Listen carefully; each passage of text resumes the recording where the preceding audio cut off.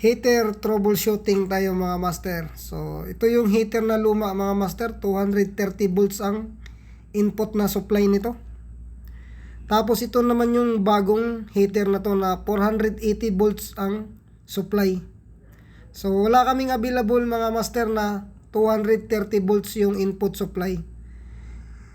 So itong luma kasi ay 230 volts to. So 2,500 watts. Tapos itong bago na to ay 1,500 watts lang to mga master.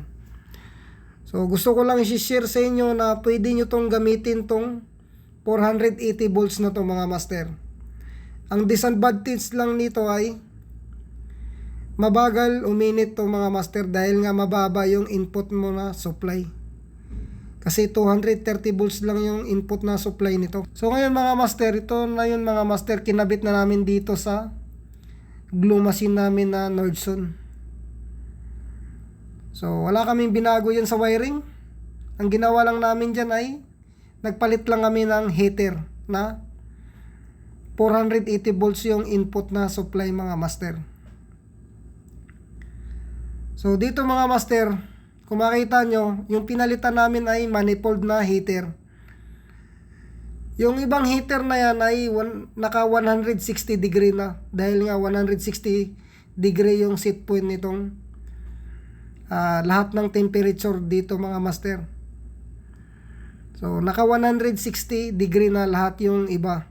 So bukod tangi na lang talaga sa manifold na heater na 137 degree pa lang. Dahil nga mga master, mababa yung input mo na voltage.